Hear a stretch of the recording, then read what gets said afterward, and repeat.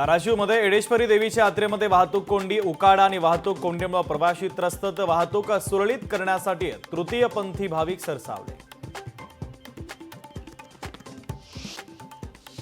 नवी मुंबईमध्ये बेलापूर ते नेरूळपर्यंत वाहतूक कोंडी, सायन पनवेल मार्गावर मोठी वाहतूक कोंडीमुळे नागरिक त्रस्त।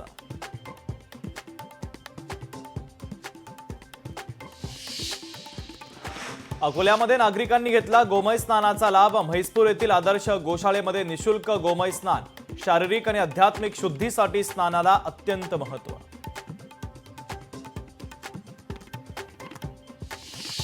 उन्हाळ्यामध्ये पाण्याची टंचाई भासत असताना कराडमधील पाटणमध्ये नगरपंचायतीचं दुर्लक्ष, शेकडो लिटर पाण्याची नासाडी, नागरिकांकडून पाईपलाईन दुरुस्त करण्याची मागणी। हिंगोलीमध्ये हळदीच्या दरामध्ये मोठी घसरण, जागतिक मंदीचा हळदीच्या बाजारपेठेवर मोठा परिणाम, शेतकऱ्यांसह व्यापाऱ्यांच्याही चिंतेत वाढ।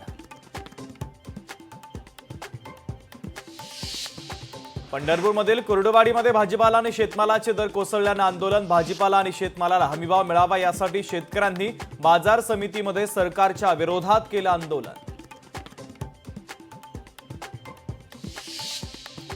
नांदेड जिल्हा गुंतवणूक परिषदेमध्ये 134 सामंजस्य करार, गुंतवणूक परिषदेमध्ये 1207 कोटींची गुंतवणूक, तर 4032 रोजगार निर्मिती होणार असल्याची जिल्हाधिकारी राहुल कर्डिलेंची माहिती।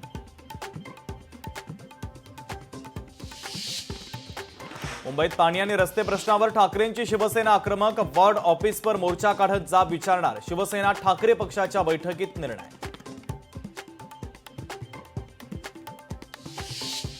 पुण्यामध्ये विद्यार्थ्यांचं डॉक्टर बाबासाहेब आंबेडकरांना अभिवादन, सलग 18 तास अभ्यास करत सावित्रीबाई फुले विद्यापीठातला विद्यार्थ्यांचा अनोखा उपक्रम।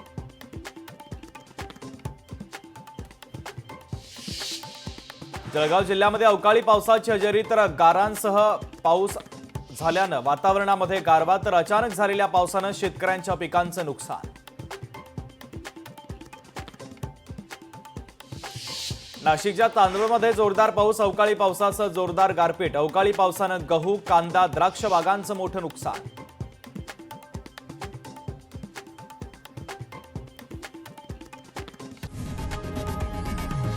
लोकशाही मराठी ऐका, पहा, जागरूक रहा।